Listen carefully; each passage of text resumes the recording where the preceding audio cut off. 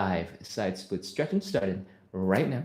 We do this every single day to practice consistency, to build a little bit of community, because I'm trying to bring good vibes to you. I hope you bring good vibes into the chat, get to know each other, and hopefully with enough consistency, with enough suffering together with the community, we can make a whole bunch of progress towards our side split goals. So if that sounds fun to you, hit follow, hit subscribe, keep coming back, because we are here every day, 9 p.m. Eastern. Whew. Okay, ran out of saliva for the whole entire spiel. So let's get started. We're starting with our 3 warm-up exercises, and the first one is the hip cars. I don't know why I'm in this position. Let's go. We're starting with the high knee. We're opening up that hip directly to the side as wide as you can. Keep the knee high. Then we're gonna rotate the leg. I'm gonna spin around. Don't do anything crazy. I'm spinning around so I can show you what we're doing with the ankle. We're lifting the ankle so it's horizontal to the knee. And this is a good place to stop if this is your first time doing it. But if you are feeling ambitious, you can keep on rotating that ankle, bring it up, up, up, up, up, up, up, up, up, up. And then from here, we're going to the 4th stage. Bring the leg down and back, flexing that hamstring, flexing the glutes, feeling the stretch in the hip flexor, pulling that leg behind us. And that is 1 rep. We're gonna do 10 of these on the left side. We're gonna do 10 on the right side. Then we're gonna reverse the whole thing. Do 10 on the left, 10 on the right. Let's go. High knee, open, ankle up, down and back. High knee, open, ankle up, down and back. That's 2. High knee, open, ankle up, down and back. High knee, open, ankle up, down and back. I think that's 3, so 4, 5, 6, 7, 8. If you're struggling with balance, feel free. Please do go grab something. Give yourself a little bit of an advantage. I think this is 9. Last one. And 10. That is hip cars on our left side. Give your legs a nice little massage. And we're going to start over on the other leg. Let's go. High knee. Open. Lift that knee high. Rotate the ankle.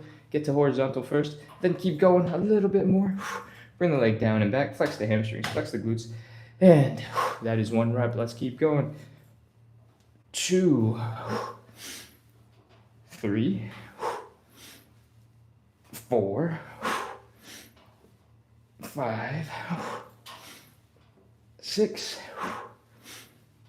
7,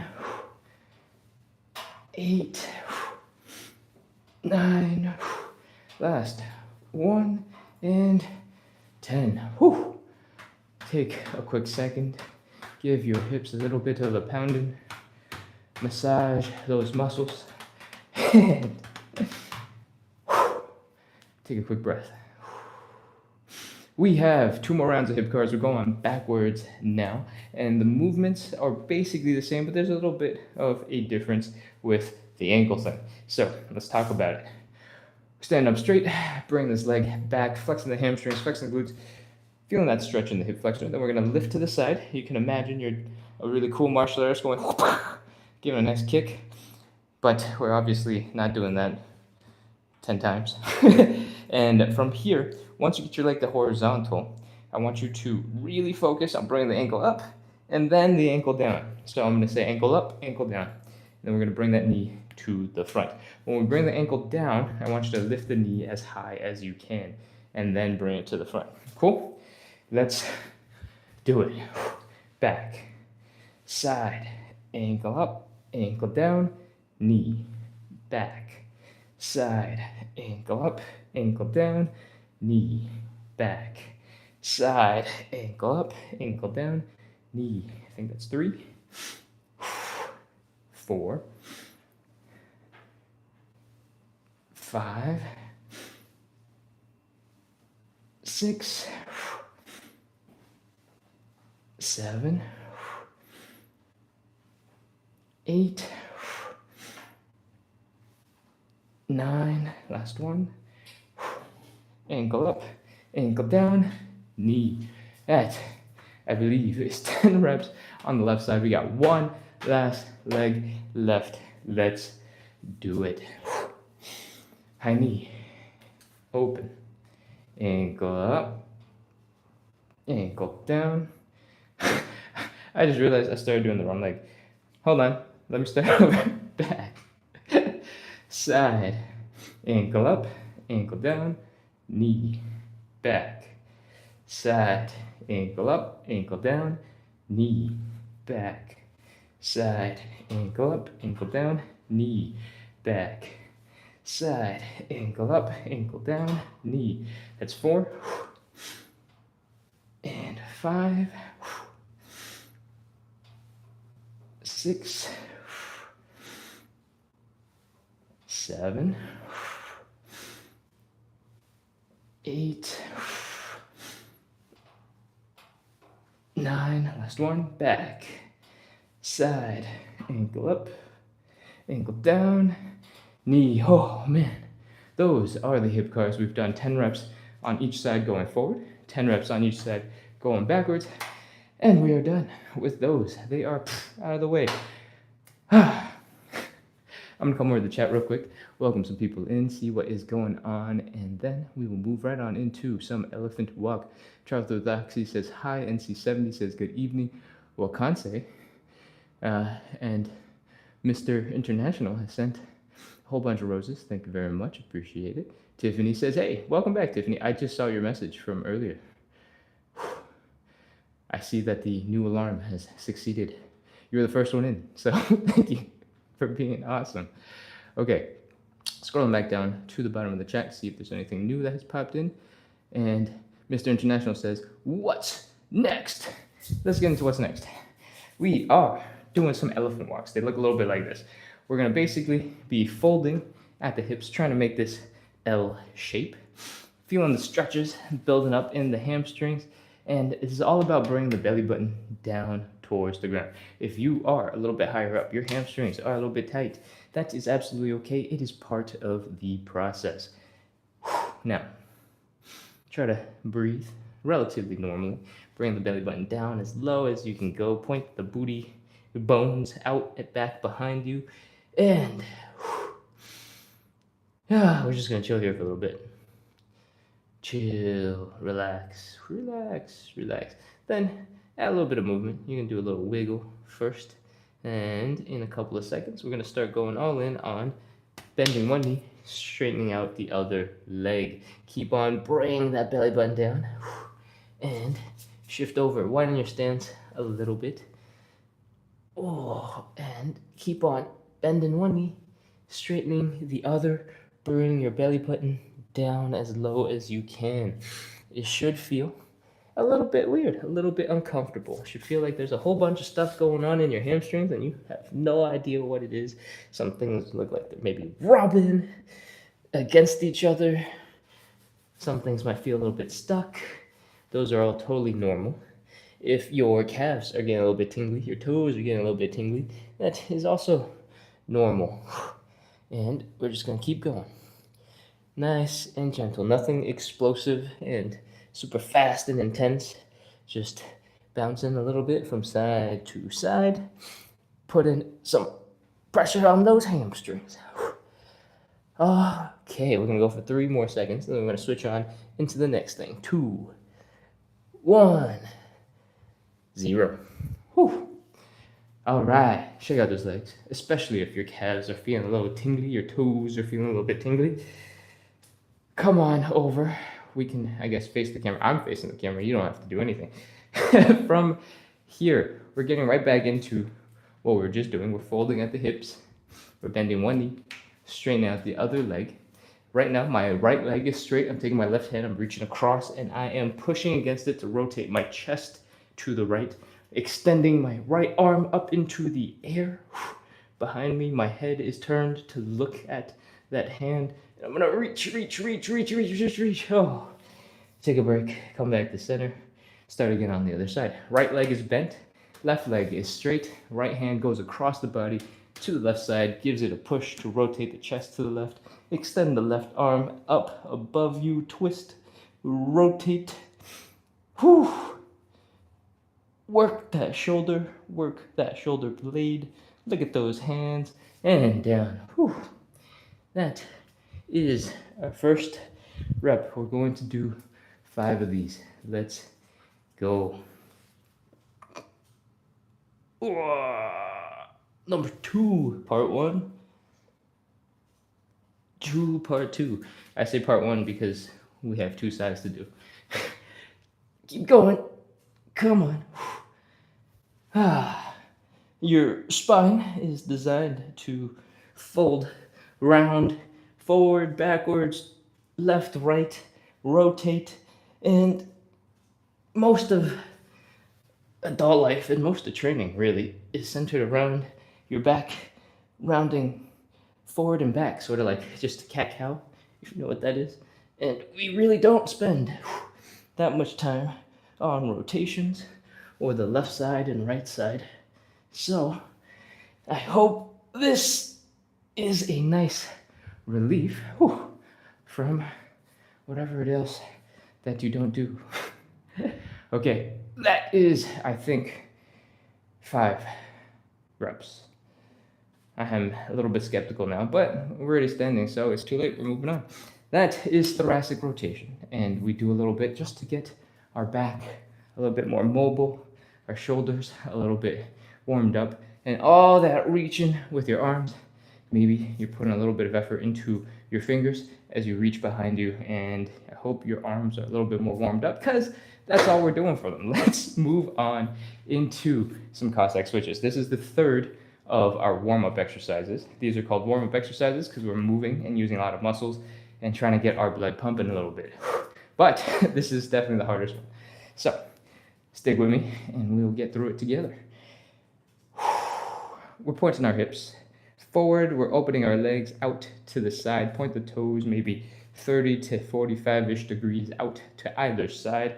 And our goal, our job right now, is to drop down to one side and hang out in this low squatty position. On this leg, the one that is doing all the squishing, I want you to have your heel down. I want you to feel the stretch in your Achilles tendon. I want you to feel the stretch in your calf. This calf muscle is going to be real tight. Then I want you to feel the pressure building in the front of your ankle, in the hip, and your quad is probably firing really hard to keep you balanced.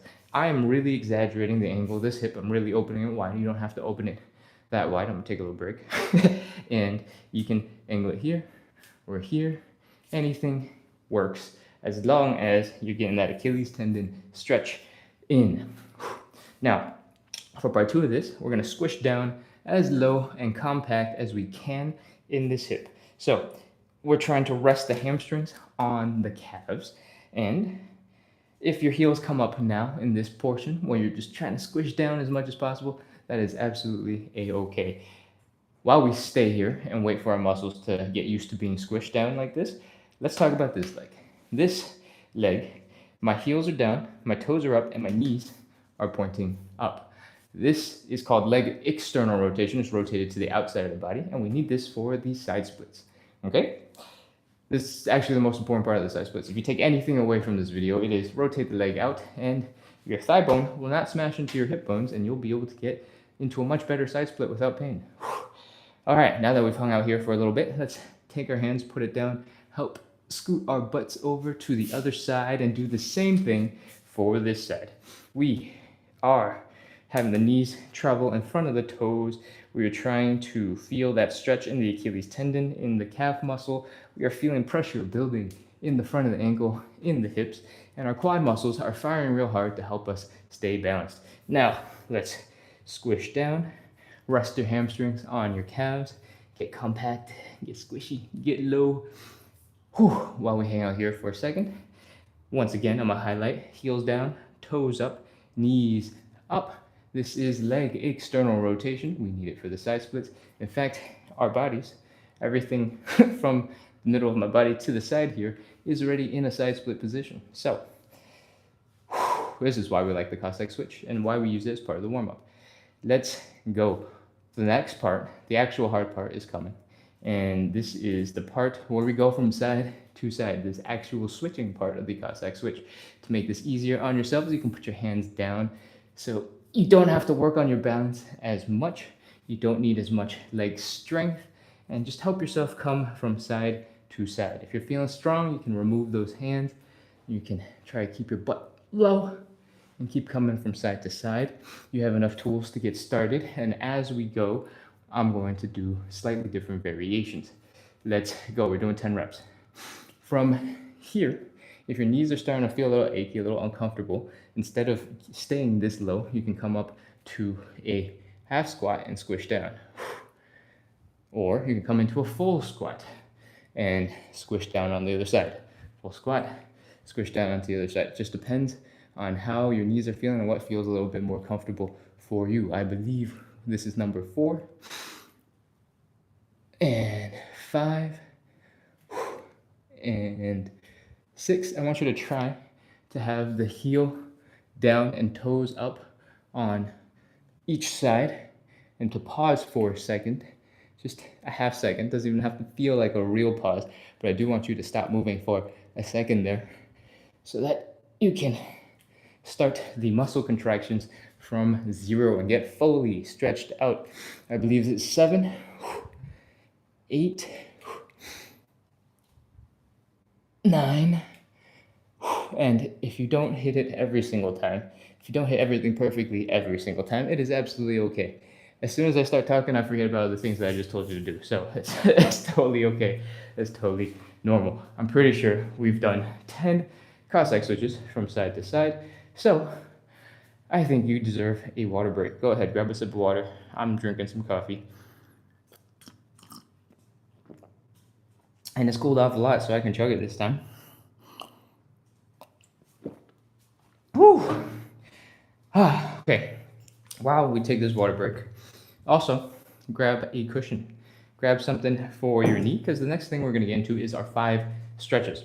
The first stretch is a hamstring stretch, but we set it up like this. We drop down onto one knee, we fold the belly button down to the leg, and we hang out here. So having a little bit of padding for your knee is very helpful. If you don't have a cushion immediately available, you can roll up some dirty laundry. I won't judge, I can't see you. You can roll up a towel, also could be a dirty towel, and flip-flops, sneakers you don't care about, anything with a little bit of foam, a little bit of padding will do. Yoga mats, Pilates mat, if you have one of those at home, fold it up, put it on your knee, and that is a great way to start. Cool? All right. I'm gonna come over to check the chats for a second, real quick. Blondre 3000 says, my dog keep lick attacking me. Pokemon. That's what pets are. Okay. I'm sorry that you're spending so much time so close to the floor that the dog thinks you are here to hang out. NC70 says, can't do that exercise. I have bad knees. I totally understand. If none of the variations that I showed were enough to help support your bad knees, that is a good reason not to do them. Because if they hurt, it's probably not worth it. Lulu says, hello, everyone. Scrolling up. Tiffany sending emojis. All right, let's go. I am scrolling back. Oh, I don't know. I accidentally invited somebody. Nope, that is not a good sign. How do I undo that? So I just made a mistake. One of the things is I can invite people to co-host, and when I'm scrolling too fast, sometime I'll hit the wrong button because it is basically just integrated into the chat, and that is embarrassing. So if somebody comes in and joins in a little bit, we'll have to kick them out. Okay, Cat says, first time trying, and Mr. Goat ASF says, doing gymnastics, but this will help after practices. Oh, lovely. If it's your first time, don't worry, I try to explain everything so that you can get into every movement as easily and without frustration as possible. And if you're doing this after gymnastics practice, then I feel like this is a great place to be. Coming out, let's do it. The first stretch we're going to do is the hamstring stretch. And it looks a little bit like this. It's going to have lots of different names, so you might know it for a different reason. If you do gymnastics, for example, maybe it's called something different in that sport. Whatever the case, this is how we're setting it up. We are pointing our hips forward, our shoulders forward, our head forward. We're sticking one leg out in front, and we are focusing on bringing the belly button down to the thigh. If you stick your legs directly forward and back, it might be a little bit wobbly. It might be hard to balance. So you can open up the leg just a little bit so that it's easier to balance in this position. From here, we're going to fold down, bring the belly button down, down, down, down, down. Try to keep the back relatively straight. Doesn't have to be perfect, but pretty good. And here we are. This is the position. I'm going to rotate a little bit more so you can see the angle from the side. And if you're here, your hamstrings are probably going a little bit crazy. They're going, whoa, whoa, whoa, whoa, whoa, what are you doing? This is crazy. And what I want you to do is to take a nice big deep breath in, inhale, and then slowly exhale. And while you exhale, I want you to try to bring that belly button even closer to your thigh. Are you ready? Let's go. Inhale. Exhale and fold. Remember, this is all about the belly button. Bring the belly button down, not your head, not your shoulders. Come on. Ooh. I mispronounced head and shoulders. I called it shed. Okay. Once you are here, taking a couple of normal breaths, we are going to do it one more time. Inhale, exhale, inhale. Exhale. Fold. Your hamstrings are tight. Your toes are probably a little tingly. Wiggle them if you want to give them some blood. And that's it. Let's go. 30 seconds. 30. 29. 28. 27. 26. 25. 24. 23. 22. 21. 20. 19. 18. If you have never before,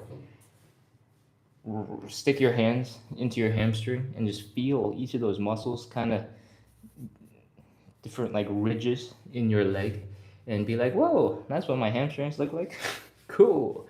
12, 11, 10, 9, 8, 7, 6, 5, 4, 3, 2, 1, 0.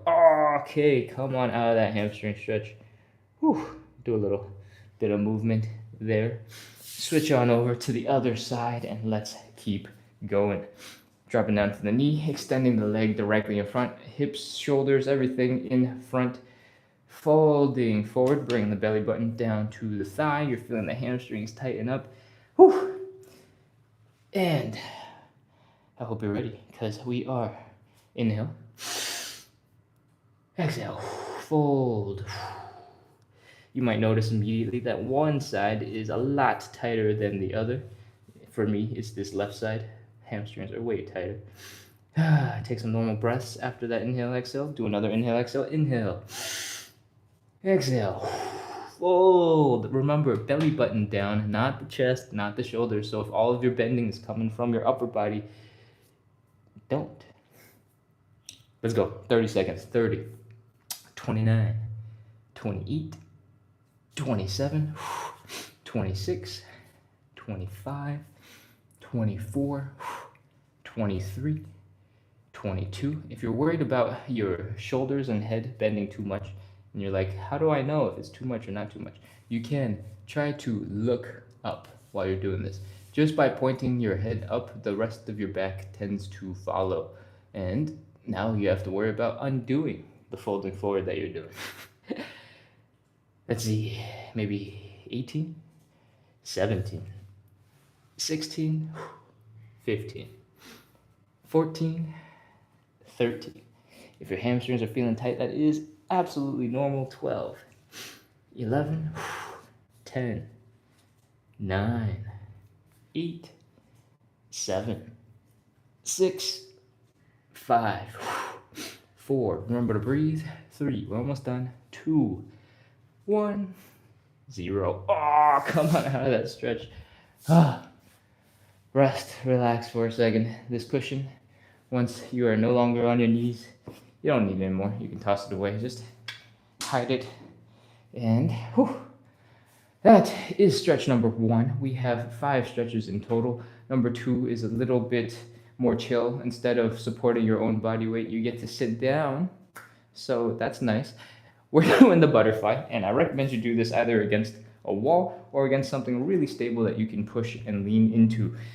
What we are doing this for is stability, helping us focus on the muscles we really care about. I'm going to do this in front of a table leg, but like I said, I recommend you do it in front of a wall. I just don't have space right there to have my knees come down. So for the butterfly, we are pulling our feet together. We are pulling the feet in, and we're getting to this position. I want you to have your hips, your shoulders, your head against the wall, against the table as much as possible to keep your back nice and supported and straight. Feel what good posture could be, and we're going to be ready to continue. The goal here is to feel the stretch here in the groin. The way to do that is to push your knees down into the ground. I recommend you do this with muscle power and then with some extra bonus power from your hands. So I want you to use these outer thigh muscles and your glutes to contract them and pull your knees into the ground. It's going to be a little bit confusing your first couple of times if you've never used those muscles before to do anything remotely similar, and that is a-okay. Just give it your best shot, and when you push your hands into it, you'll understand a little bit better. Let's go. Push our hands into it. While you do this, maybe you'll feel pressure in the back of your head and in your shoulders. That is because they're really close to where your hands are attached. Your hands are basically pushing your legs down, but also pushing your back into the wall. So thank you, wall, for being there to give us a little bit of support. Whew. I hope you're ready, because 30, 29, 28, 27, 26, 25, 24, 23, 22, 21, 20. Relax the muscles that you were flexing for a second. Just chill. Keep on pushing with your hands. Contract those muscles again. See how things are feeling. If you have just unlocked a slightly deeper version, might not be visible, but you feel it, and that's what counts. 15, 14, 13, 12, 11, 10, 9, 8, 7, 6, 5, 4, 3, 2, 1, 0. Let your hands go. Relax the muscles that were firing, trying to open up your hips. If your legs are feeling stuck, you can use your hands to lift your knees a little bit, give them a little bit of a shake, and when they have recovered some ability to move, then you're ready to come into exercise number 3, or stretch number 3. We are doing the standing pancake. Whew. If you're just joining in, you have no idea what we're doing. Just doing some butterfly on the floor. We're doing 45 minutes of live side split stretching. We do this every single day to practice consistency, to build a little bit of community. I try to bring good vibes. I hope you bring good vibes into the chat and get to know each other. And hopefully, if we combine suffering together with the community, plus doing it all the time, we'll get much, much, much deeper into our side splits and make a lot of progress towards our side split goals. If that sounds fun, hit follow, hit subscribe, keep on coming back. And with the spiel over, let's get back into stretch number 3, standing pancake. In the standing pancake, we are opening up the legs. It doesn't have to be wide, doesn't have to be crazy. If you're already uncomfortable in the hips, come on up a little bit. The goal here is to fold at the hips and bring your belly button down towards the ground. All right? And this is a starting position. If it looks like I'm just trying to touch my toes, that's absolutely, exactly, 100% what we are doing. We're just trying to touch our toes. All right? We want to, once again, get into this sort of L shape, this 90-degree angle as much as possible, trying to keep the back flat. And once you're here, you can decide if you want to spread the legs a little bit wider and stay in this position. The wider your stance, the harder it's going to be, because these muscles are going to be weaker at length, and they're going to have to hold you up in the standing pancake variation. If you're feeling strong, go for it. If you're not feeling super strong and you want a little bit more support, you can try to do a variation where you lean back with your butt against a wall a little bit, and then lean forward. The wall will give your butt a little bit of support and your legs will not fire as hard. But if that is also too hard, you can do this from a chair. Just make sure the chair won't slide out from behind you. Have it against the wall or something so that the chair doesn't go flying out behind you. Cool? All right. Standing pancake, seated pancake, everything else should be basically the same. Let's do it. We are opening up those legs, folding forward. I want you to try and point your hips as far back and high as you can. I want you to pull that belly button down as low to the ground as possible. Inevitably, that also means your face is getting very close to the ground, and that is a-okay. If you are doing the standing variation, I want you to try to throw your hips back behind your ankles, so that away as well, and use that to help you fold a little bit deeper. My face isn't as close to the floor, but the angle is the same. I hope that makes sense, because we're starting. Let's go. 30 seconds. Extend your arms to make it more difficult. 30, 29, 28, 27, 26, 25, 24, 23, 22, 21. If you are a gymnast and you are really good at this, then you already know what variation makes the most sense for you. So you can keep on doing whatever you know. For the rest of us mere mortals with bad hamstrings that are not flexible at all, keep going. You got this.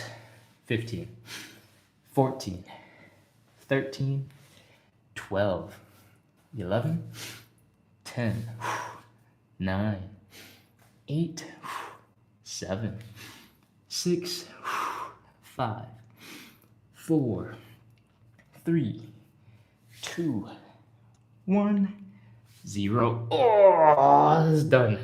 Come on out of that stretch. Oh, relax. Come back into standing if you can, or if you're just a hunched over mess right now, that's also okay. Whew.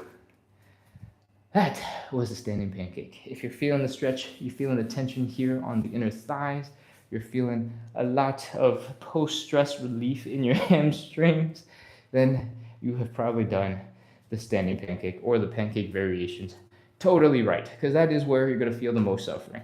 In the inner thighs, because their job as a muscle is to pull your leg in towards the center of the body, and what we did was the exact opposite. We let them hang out way deep in a stretch, and then we forced them to contract so it would hold our body weight up and we wouldn't just turn into a puddle of me on the floor. And the hamstrings, well, we know the hamstrings, every time you fold forward, your hamstrings are going to be unhappy, and guess what? Everything we do has us folding forward, so that is what it is. Let's go. We're moving on into the fourth stretch. The fourth stretch today is going to be the pigeon. We alternate between the pigeon and the figure 4 stretch, and the basics of both are we're bringing the ankle across the body, we are reaching down, we're pulling up that leg, and we're bringing, again, our belly button down towards the leg. The chest kind of comes included as the package, and we're feeling the stretch out here in the side of the hip, in the side of the glute.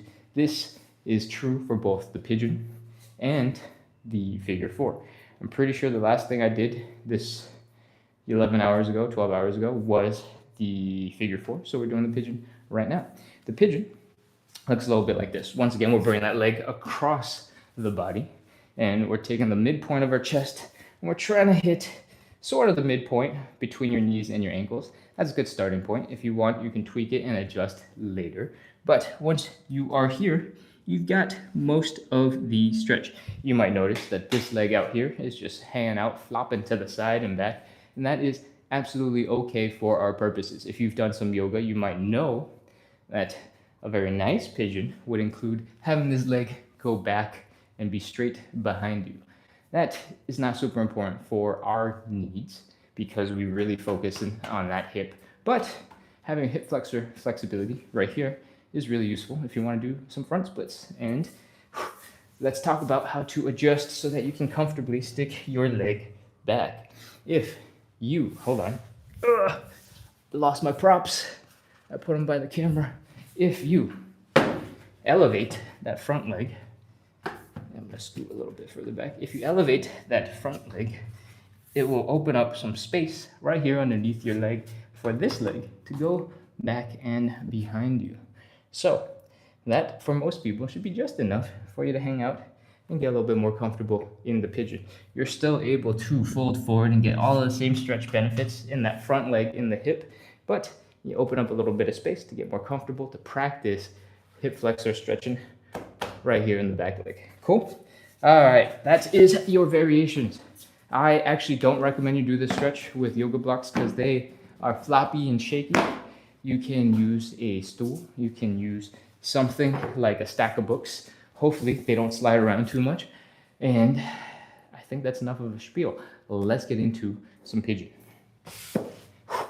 Leg across the body, chest coming down to the midpoint. And if you want, straightening the leg behind you. When we are in this stretch, we care mostly about that outer hip area, and I am rotated the exact wrong way to point to it. So you might be able to get into this position without ever having to get into this position. And if that's the case, you might be able to do this just fine by rolling over. That is enough. That's enough. Let's go. 30 seconds. 30, 29, 28, 27, 26, 25, 24, 23, 22, 21. We want to keep the hips low to the ground.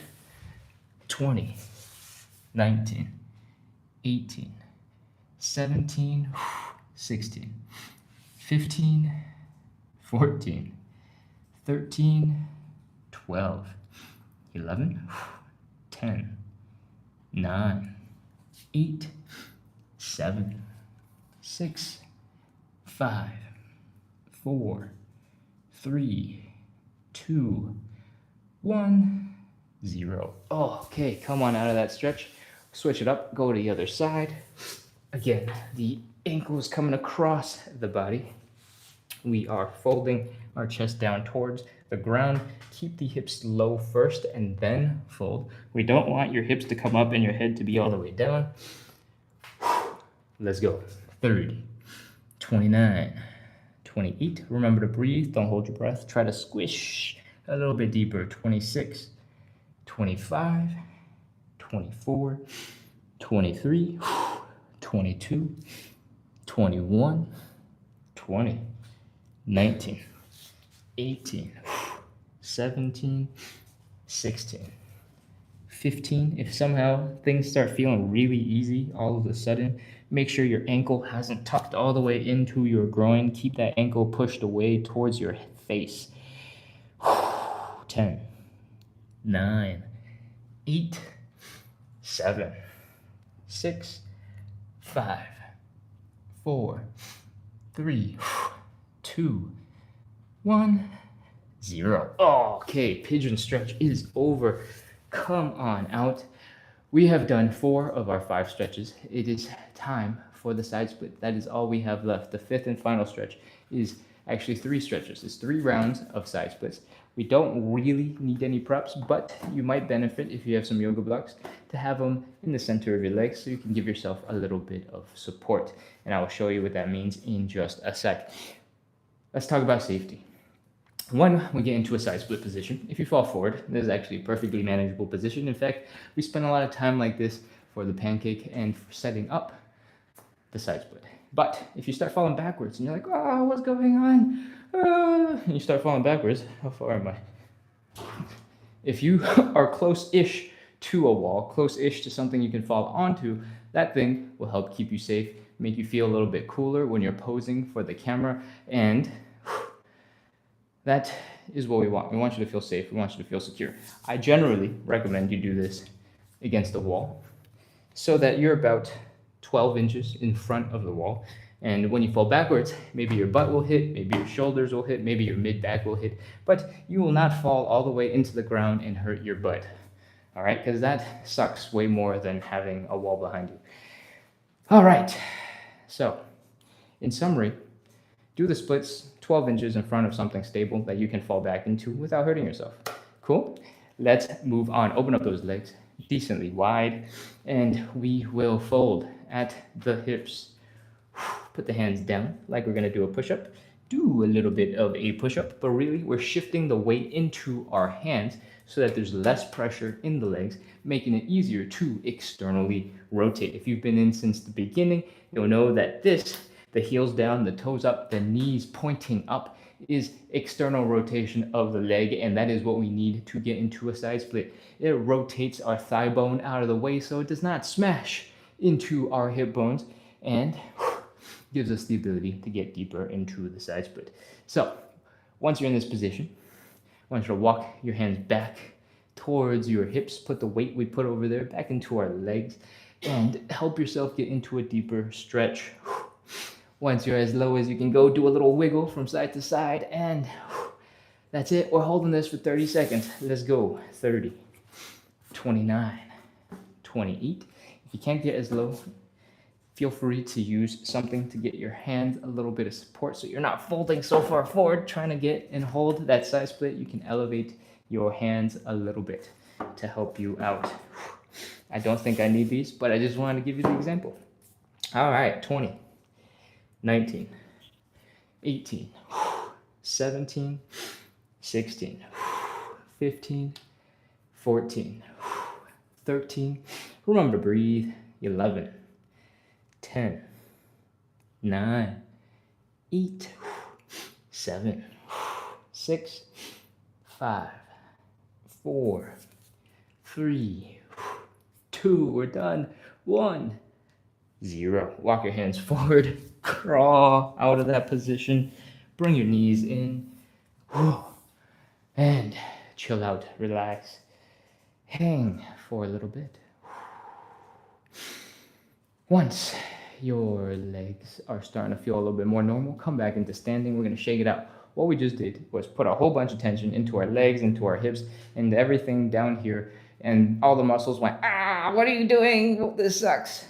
So now what we're going to do is we're going to forcefully try to relax those muscles as much as possible and get them to reset so that when we get into round 2, they'll be as loose as possible. So what I want you to do is start by shaking out that leg like you're flicking water from your feet after getting out of the pool.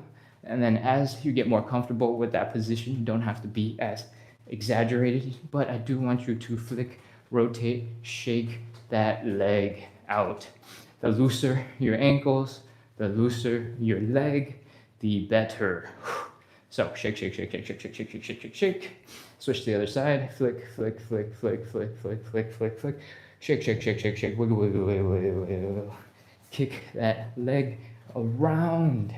And once you've done 5 to 10 seconds on each side, I want you to add in a little bit of fun. Here, I want you to do a light, stanky leg junior and shake out the leg like this. This gives a little bit of hip movement right here, where your legs are probably also really tight and tense. And let's just shake out the legs. Oh, cool. All right, that's it. That is a break in between. It's time to get into side split number 2. Let's go. Take a nice big deep breath. Relax, calm. We just loosened up the legs. Now let's loosen up our emotions and be chill. Side split number 2. Stand 8 to 12 inches in front of the thing that you're going to fall back into if you start falling backwards. I prefer if you don't fall, but if you do, we got some safety nets or safety walls. And let's open up those legs. I don't want you to feel pain right here in this first part of the stretch. So if you are feeling pain, come back up just a little bit. Fold forward, put your hands down, and treat it like you're about to do a push-up. Make sure there's weight in your hands. That makes it easier to externally rotate the legs, which means your heels are down, your toes are up, and your knees are pointing up. This is the side split position that we need the legs in. So you're here. Welcome. Walk those hands back towards your hips as much as you can. Put the weight you shifted forward back into your hips and enjoy that stretch, or, suffer in that stretch. And take a breath. Try to do a little bit of a wiggle from side to side. See if you can break the friction holding your feet back from a deeper side split. 30 seconds. Let's go. 30, 29, 28, 27, 26, 25. Again, if you are a little higher off the ground, you can get some blocks, some books, something to plant your hands to make it a little bit easier on you. 22, 21, 20, 19, 18, 17, 16, 15, 14, 13, 12, 11, 10, 9, 8, 7, 6, 5. We're almost done. 4, 3, 2, 1, 0. Walk your hands forward. Pull your legs in. And chill, rest, hang out, sleep for like 4 seconds. 4, 3, 2, 1. Okay, come on. Let's go. We got one more left. Come back into standing. Shake out those legs. Shake, shake, shake, shake, shake. Wiggle, wiggle, wiggle, wiggle, wiggle, wiggle. Flop, flop, flop, flop, flop. I want you to imagine that you are made of soggy noodles. You have overcooked that spaghetti, pulled it out of the pot. It's kind of like, that's what we want. We want the legs to be loose. We want them to have absolutely zero structure. We want your muscles to be relaxed. So shake them out. Shake, shake, shake, shake, shake, shake, shake, shake, shake. Wiggle, wiggle, wiggle, wiggle, wiggle, wiggle, wiggle, wiggle, wiggle. Flop, flop, flop, flop, flop, flop, flop, flop, flop. Since we have the third and final side split, take some extra time. Really shake it out. Get some extra goodies in there. Add in that thing I talked about earlier, where the balls of your feet are slightly planted against the ground. They don't actually have to hold any weight. Just your big toe could be enough. Shaking out like this will have your quad muscles sort of flopping around and your hamstrings kind of swing a little bit. Not really, but you know, we can pretend that your hamstrings aren't super tight. And let's go to the other side. Shake it out, shake it out, shake it out, shake it out.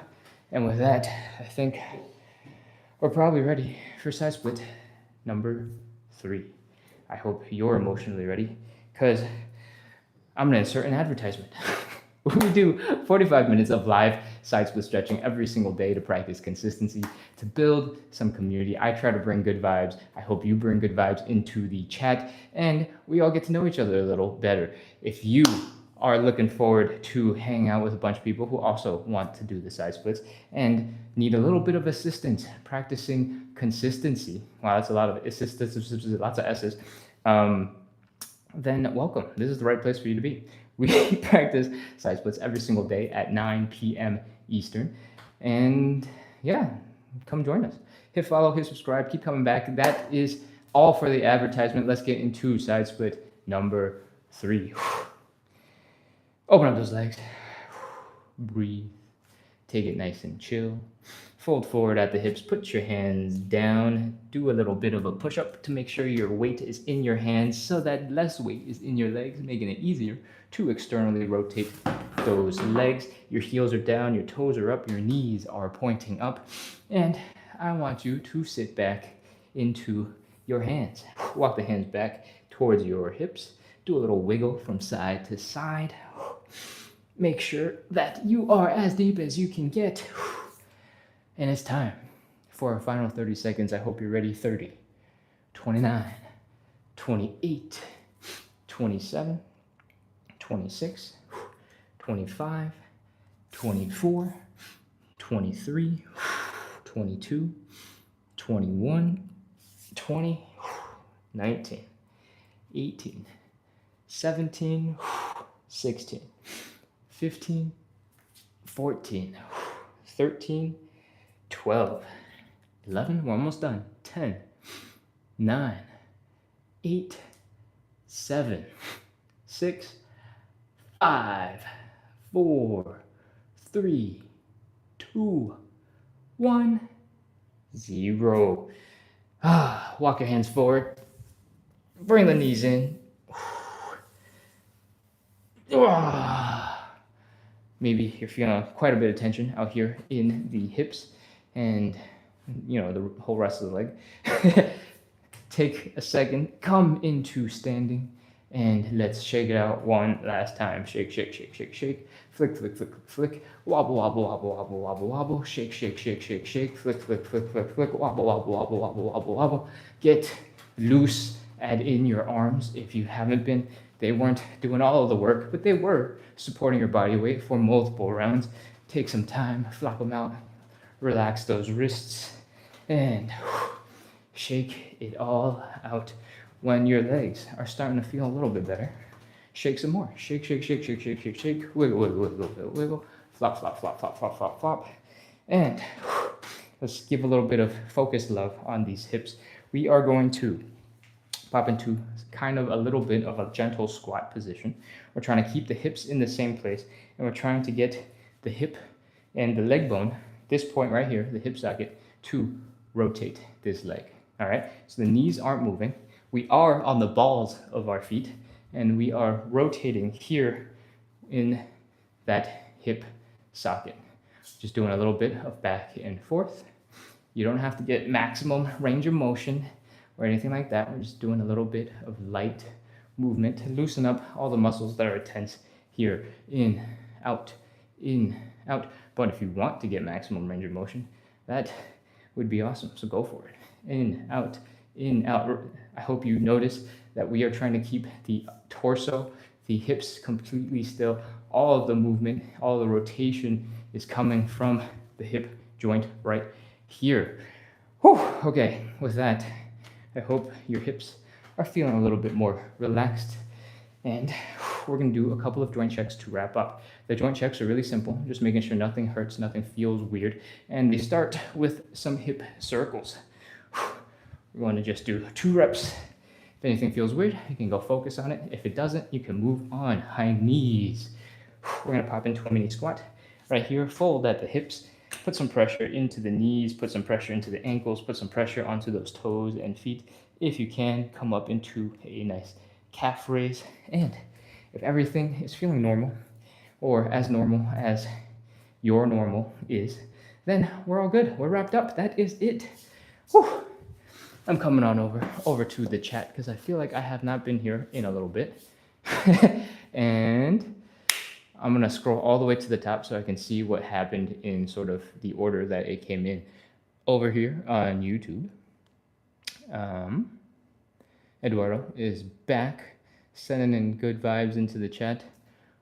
I hope you're having a wonderful rest of your weekend. I guess the weekend's over, but you know, sorry, I didn't mean to say it like that.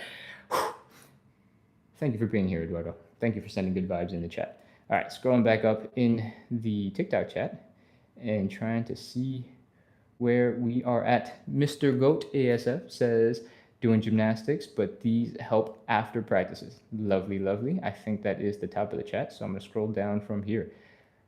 With the standing pancake, are the knees bent or straight? NC70, the knees are straight.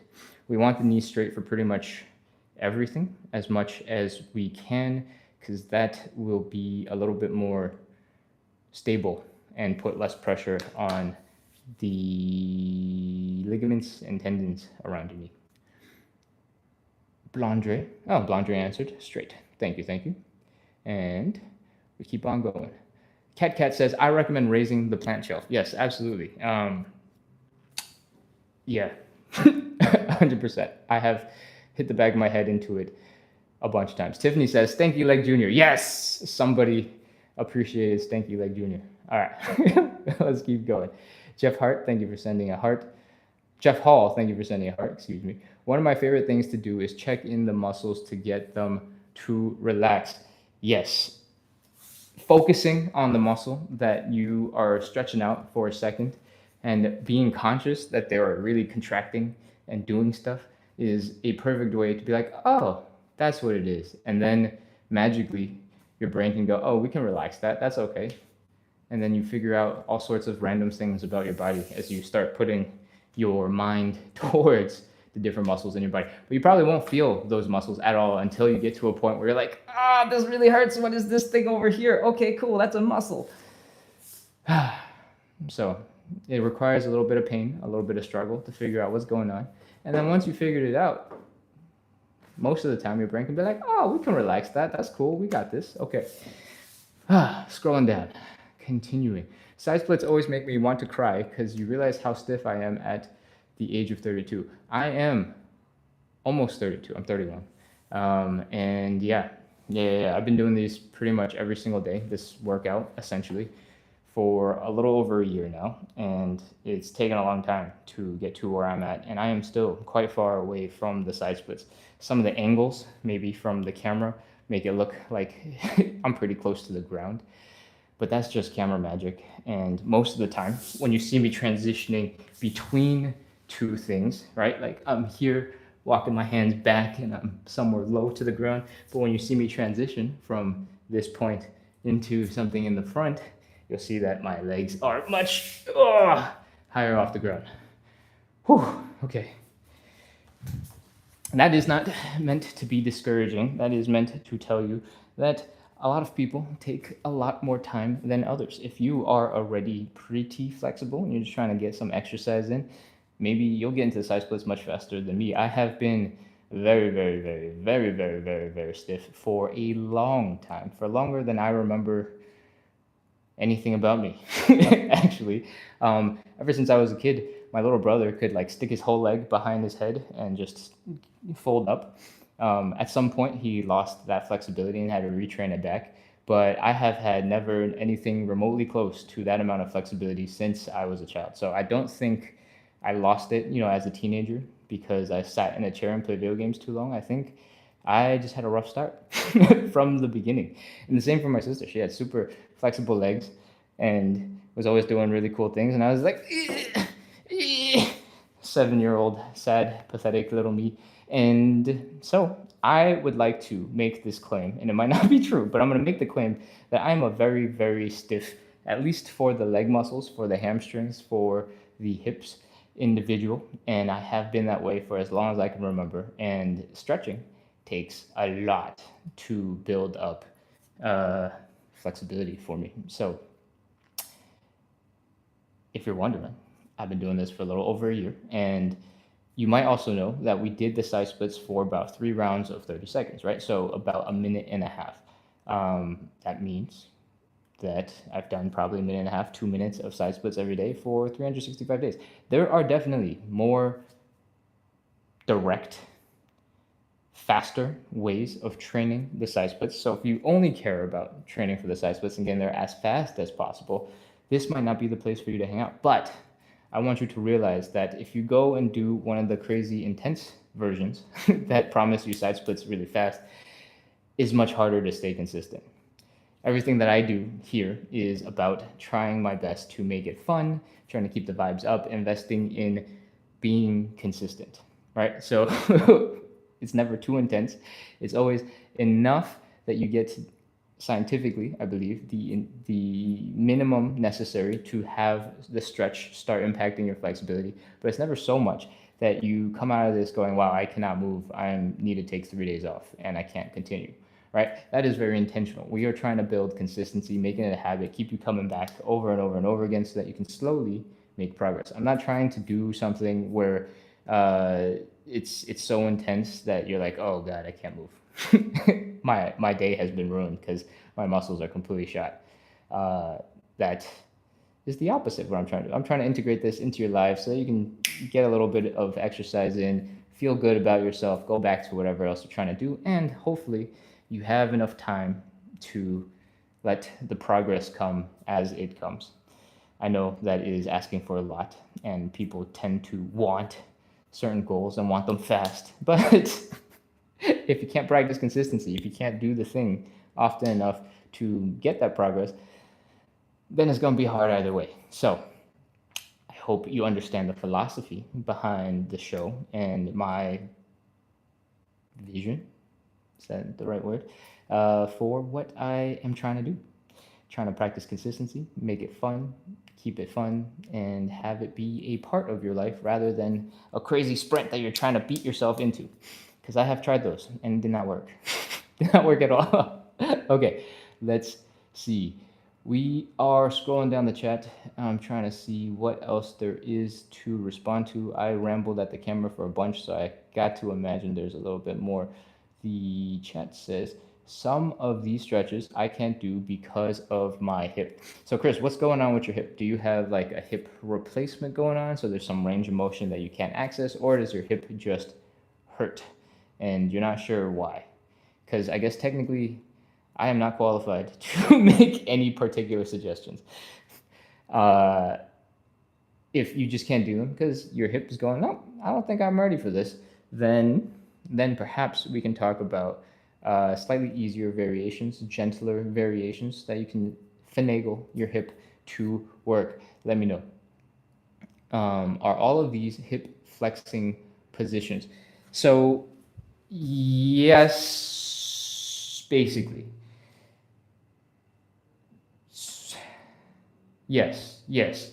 Because there's a whole bunch of different vocabulary that we can talk about here, but the most important thing is most of the time we are folding forward, right? And the tops of your hips, the tops of your pelvis. Hold on, sorry. TikTok is seeing that I am on the call for a while and is putting me through some stuff to make sure I'm not a robot. Boom. Okay. Cat asks, are these all hip flexing positions? What we want to be able to do is we want to be able to get into a position where our hamstrings are not super tight. Your hamstrings are the loosest when you are standing up perfectly straight. We want the hamstrings to be able to get long. And that means anytime you fold the hips forward, it's not just the back, right? The hips folding forward, your hamstrings are going to get stretched. For a little bit of quick anatomy, your hamstrings connect basically right behind and below the knee, and they stick right into the bottom of your pelvis. If you know what a pelvis is kind of shaped like, it's like a weird, ugly heart. And they're connected to the bottom of the pelvis, the sits bones. If you're sitting on the ground and you're like, oh, hey, this is the bone in my butt, that is what your hamstrings are attached to. That bone at the very bottom of your butt is folded up and rotated this way, right? When you're standing up, the hips, I'm gonna just pretend my hands are the pelvis, all right? They look a little bit like this. When you are standing up, your pelvis are like this. Your hamstrings are connected to my middle finger and going down to just below the knee, right? But when I sit or when I fold, the pelvis, instead of being flat like this, they rotate like that. So the tips of my middle fingers are up here instead of down here. And that is where the stretch is coming from when you do the rotation of the hip. So when you keep on doing that, and you just keep on going further and further and further and further, the pelvis is going higher and higher and higher up. My middle finger is further and further and further away from the knee. And that is why the hamstrings get tighter and tighter and tighter, and we're fighting them the whole entire time. We need the hamstrings to be very cooperative for the pancake, because the goal of pancake is to fold forward, fold your head in between your legs. If you want to work on that, your hamstrings are pretty much always going to be flexing. But for the side split, there are a couple of other muscles that are relevant that we need to be folding forward for. And one of them being the pigeon. You're trying to stretch out these outer glute, these outer hip muscles, and that requires the hips to fold forward as well. A lot of it is coming from the rotation of the leg, but a lot of it is also coming from bringing your belly button down. Are there any stretches that are not requiring the hip flexors? I'm gonna have to think about that. Give me a second.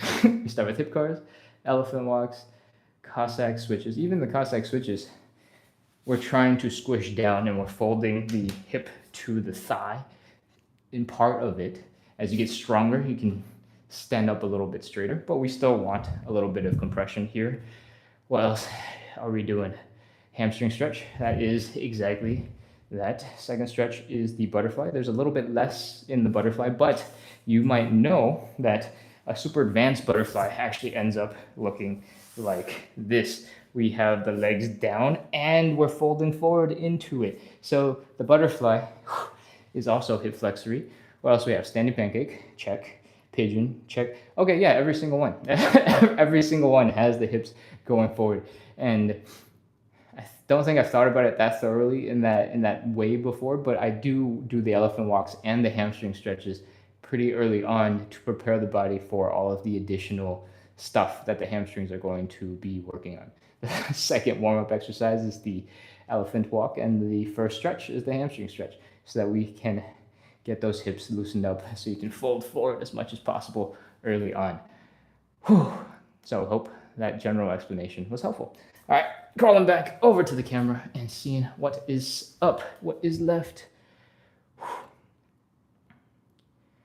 Tiffany says, I'm here for the stretches and the build of consistency. Lovely. Thank you, Tiffany. Ket says, I set a calendar reminder for your live since TikTok hasn't been reliable. Ay, that's a bummer. I'm sorry to hear that. But I appreciate that you are practicing consistency with such dedication. I am in your calendar. That is sick. Tiffany sends a smiley face. Ket says, been reliable. Okay, scrolling down. Chris, there we go. We are back. Reblexa says, I might have missed, but if you do this at a certain time. Yes, I do this at 9 p.m. Eastern every single day. So about an hour and 8 minutes ago, I keep on coming back at the same time.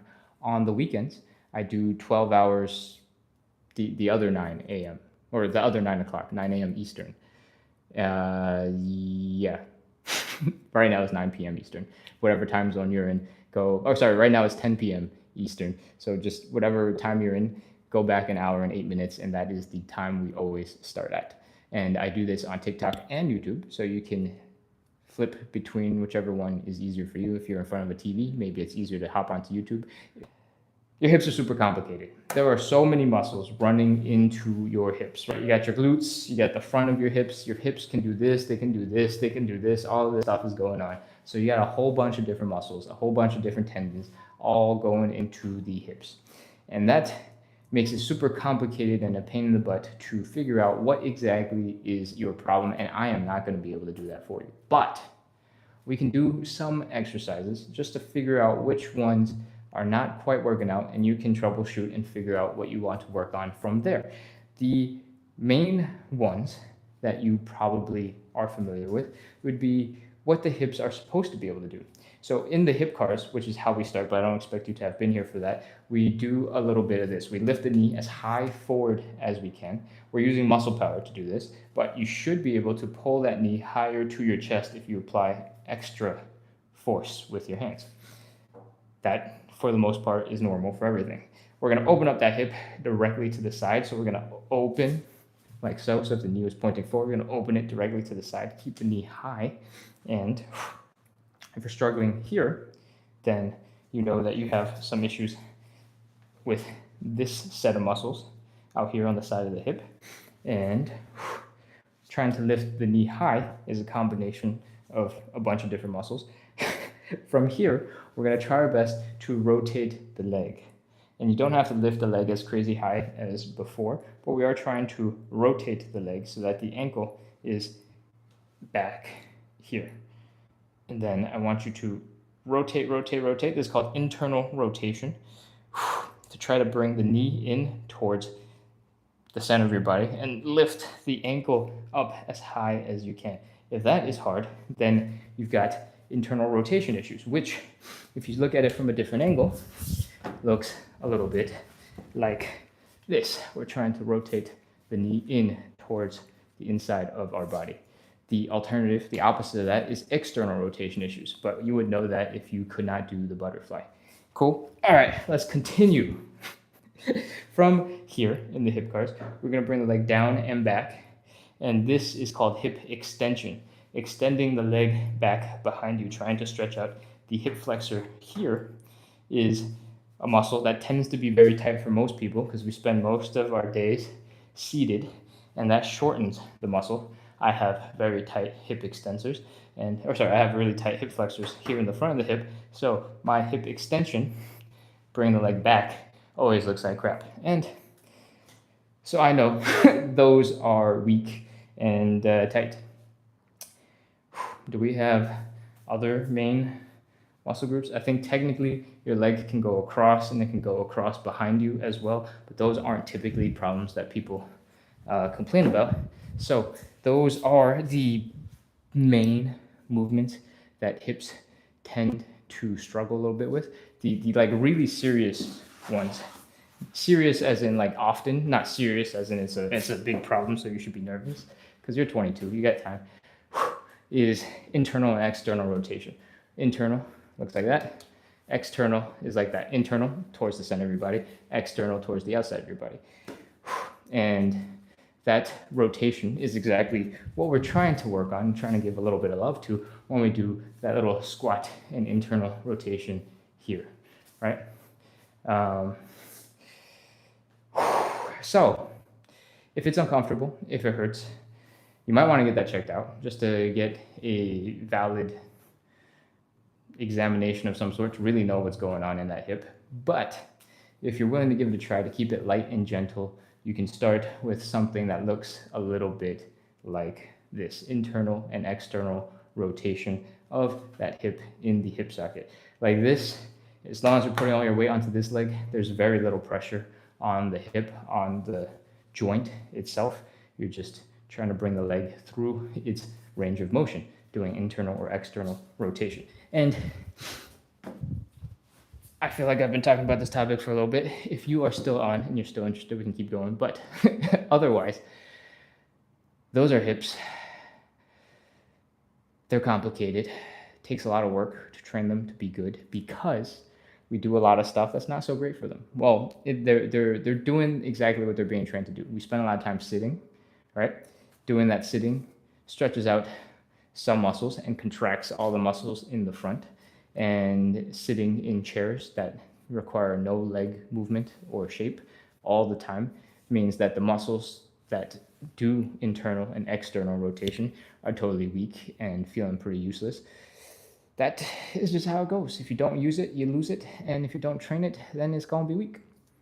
So what can you do? Sit less, maybe, possibly. That's really hard because everybody's sitting all the time. And how are you going to drive your car? How are you going to stand on public transportation all the time? I don't know. It's hard.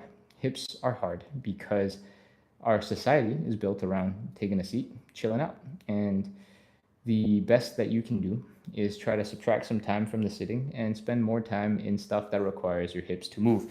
One of the things that I like to do is instead of sitting on the couch like all the other normal human beings, I try to sit on the floor a little bit in some of these positions, a little bit, maybe not for the whole entire movie, not for the whole entire show, just to get our hips to do something a little bit different when we're just chilling and nobody cares, right? If you're in a business meeting and you're sitting like this, maybe not gonna fly. So unless you do a very fitness, sporty, friendly thing for work. But that's the best I think we can do for our hips. Try to integrate more useful positions for movement into our lives when we can. And the more we can make it a part of our lives rather than a concentrated, focused half an hour or 1 hour workout that you do on whatever day, the easier it will be to make it not feel like work. The easier it will be for it to not feel like you're suffering and going out of your way, driving to wherever, doing the workout at whatever gym. And that will make it a lot easier to actually do. So I said a lot of words.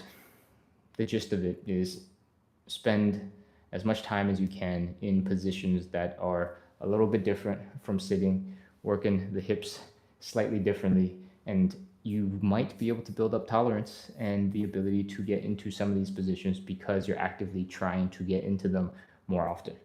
Cool? Cool. Let's see. After all that rambling, what have I missed in the chat? Tiffany says, same, I'm 2 days in now and I'm CST, so alarm is set. Lovely. Are there alternatives using a chair for people with bad knees or hips? NC70, great question. Let me get to a chair. Okay, what have we done so far? I can go through the whole entire list of our regular exercises.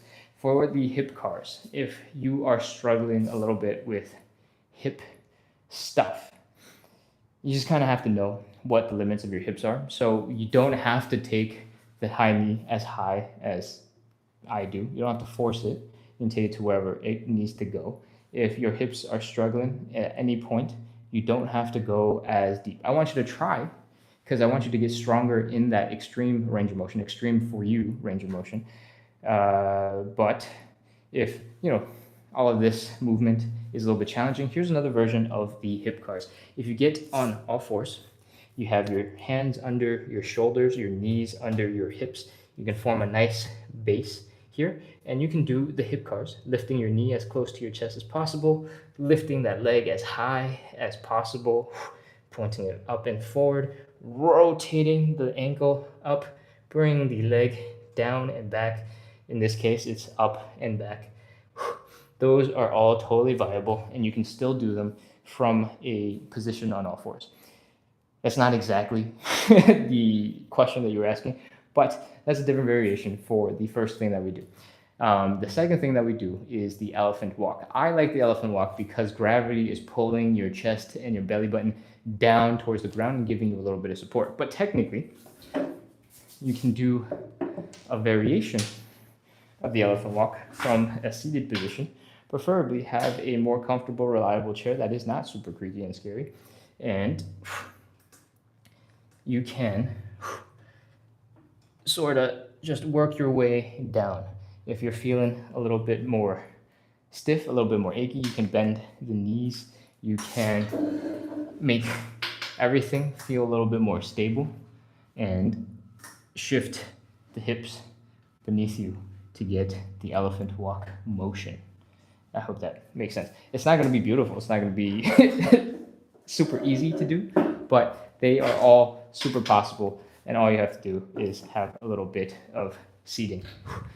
Again, I recommend you have the chair attached to something super stable, super not moving, so that it doesn't slip out from underneath you, because you need the hips to be able to move a little bit, to adjust and tweak a little bit, and you don't want the chair to escape you when you are sitting in a position like this, because you're going to slip right off that chair. Cool? So what we're doing the elephant walk.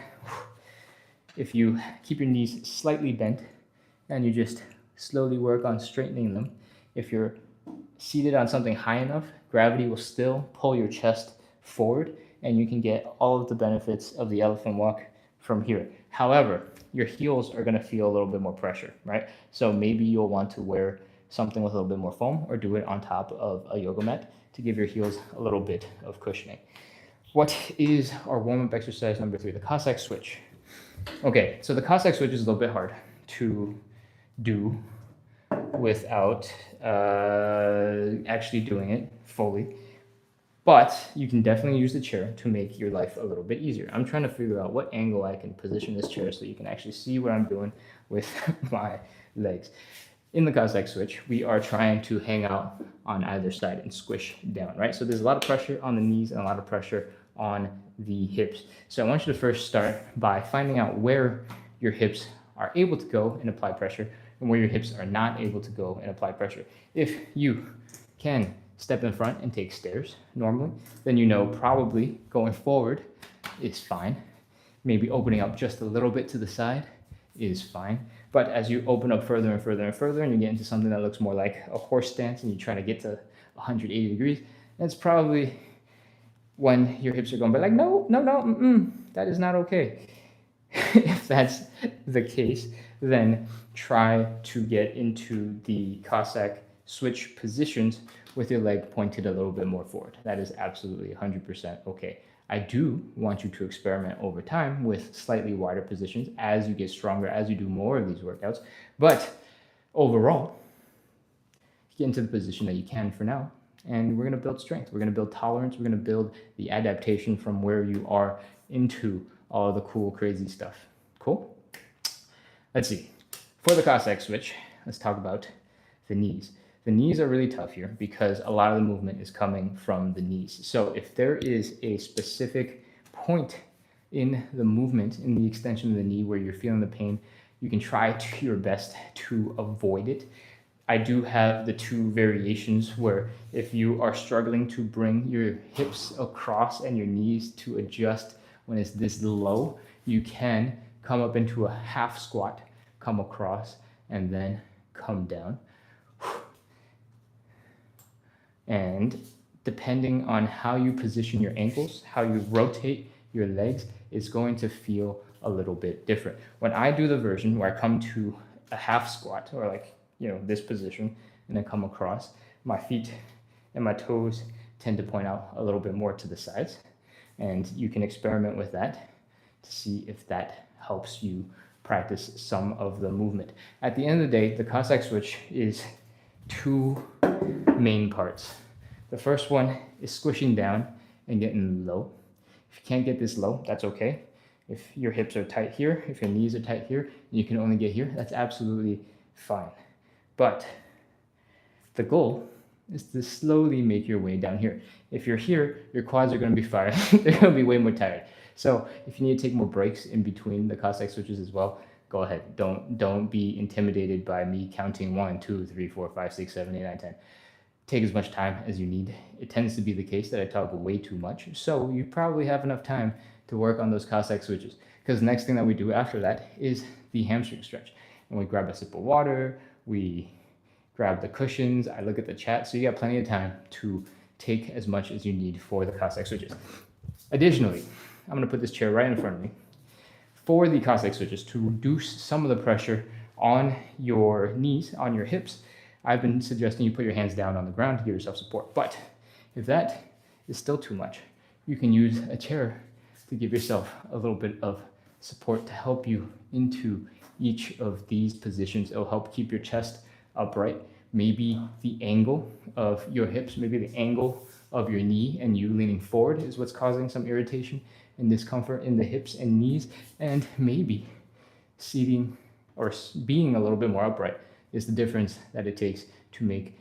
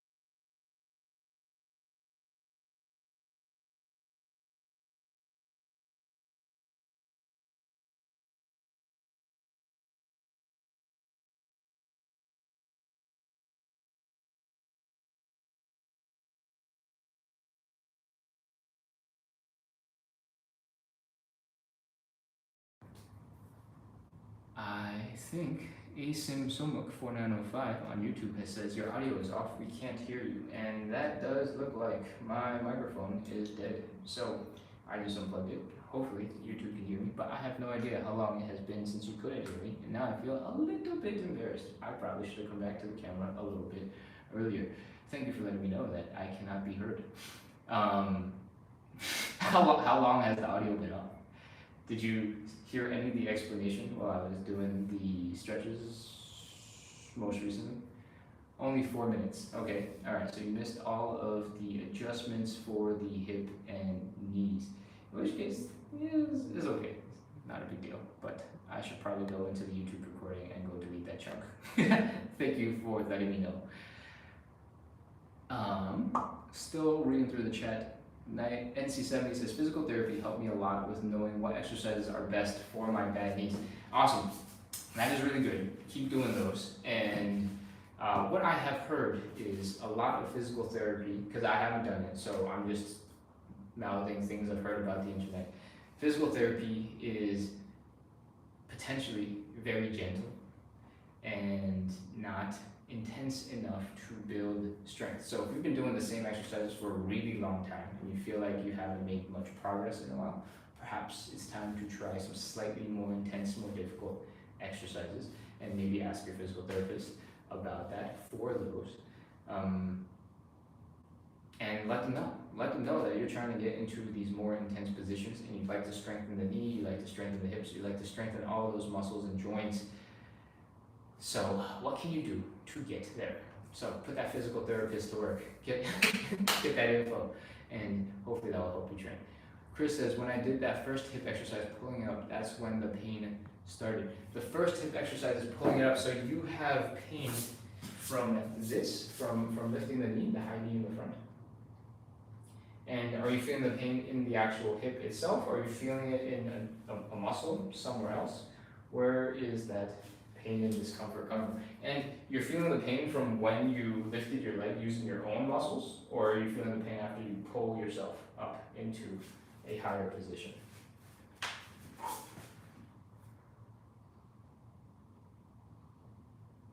Chris says, thank you for the insight. Ooh, Doolittle Dit says glute symmetry. Okay, I am not an expert in this. I have zero expertise. In fact, I will tell you right now, my hips have zero symmetry. My right pigeon versus my left pigeon, very, very, very, very different. So I have absolutely no idea how you would train for glute symmetry. I don't look at my glutes enough to know if I am remotely close to symmetrical. And at this point, I'm a little too embarrassed to turn around and show you my butt, so I'm not gonna do that. That's uncomfortable. I do think that if you do anything with a preferred leg, right? If you jump onto the stairs or climb stuff and your leg, one leg is always the first leg to go do the thing, whatever it is, you're going to have a little bit of asymmetry in the body. And the glutes are pretty big muscles, pretty big, powerful muscles. So it would not surprise me that everybody has a little bit of glute asymmetry. And really it's just a matter of which muscles are stronger and what you're using them for. Because most people probably get most of their glute exercise in from normal daily life and not from training and intentionally trying to build up that muscle. I don't know where I'm going with this. So those are my thoughts on glute symmetry. I'm gonna scroll. Scrolling. NC70 sent hearts. Thank you. We got a compliment. And no comfort with the butterfly. Awesome. I'm trying to get to the bottom of the chat, and the chat just keeps on jumping. TikTok is feeling very glitchy. Chris says, yes, in the hip after I pulled it up. Okay, cool. You're feeling the pain in the hip when you pull the leg up. Is it just when you pulled the leg up, or are you still feeling the pain? If you have new pain that is brand new and it's just radiating from your hip, you should probably rest. Maybe consider getting that checked out if that doesn't go away in a couple of days. But if it it just hurt because you got there, and it just hurt for a little bit. It hurt for a second, and then you were able to pull your leg in. That could just be a whole bunch of soft tissue, fascia stuff going on in the hip that just needed to be adjusted into position. So a little bit of momentary pain is probably fine. I, for example, whenever we start the hip cars, doing the first 2 reps, we're going backwards on this right hip. Once I rotate to here, boom, and I had it just now. That first rep, going from here to here, I have a whole bunch of pain, but as soon as the hip moves over that spot and it gets whatever it is that's going on here, true line up, the reps after that have no pain. So there is the possibility that you just needed to adjust some stuff in the hip for that first pull in the front, and that will be something that will go away with a little bit of training. However, if your hips are hurting and they're not stopping, and it's just an aching, dull pain because you lifted your knee to your chest one time, I feel like that's probably a reason to go get that checked out. That seems like it's a little bit of extreme. Have you noticed that type of hip pain before from lifting the knee directly in front?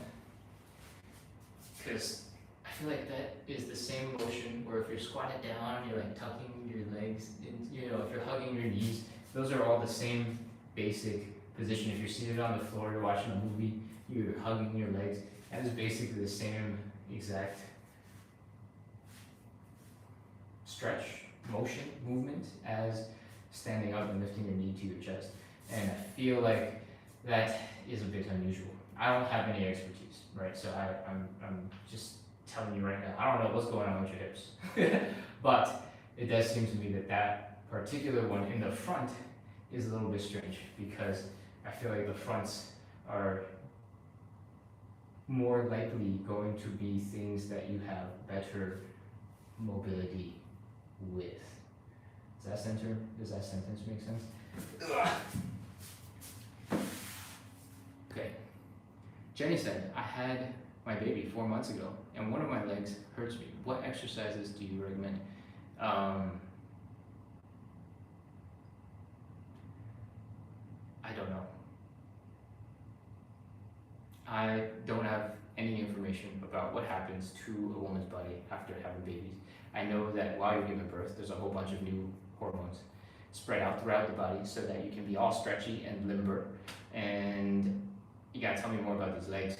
I can give you general advice, but I don't know if it will be tailored to your situation for your body 4 months post baby. Keep on going. NC70 says, thank you for the info. Have a good night. You have a good night as well. Thank you. Chris says, I saw a video of yours saying how modern exercises can mess up mobility. How modern exercise can mess up mobility. It's been helpful. I have absolutely no idea which video that is. So if you can send me a link either in the chat or in Messenger, in the DMs, I'll check it out, because I have made so many videos. I can't remember which one that is. Chris says, yeah, it's been consistent pain for over a year, so I definitely will be seeking out. Wow, okay, a year of pain. I was wondering if you start feeling that just now because of the live, or if you were feeling it because some other reason. So now I know, it's some other reason. That's it. I don't know, I'm sorry. That probably sucks, and you're gonna have to find somebody who's an expert to help you with that, because that is not me. I'm not gonna be useful here. But it probably doesn't hurt to build up a little bit of strength in your hips, to give yourself a little bit more resilience. And I don't know when else you would get into that position of lifting your knee so high, but I'm sure that it's one of those positions that just happens all the time, and I don't notice because I don't have pain. Obviously, when I'm seated on the floor and I have my knees tucked to my chest, if lifting your knee is giving you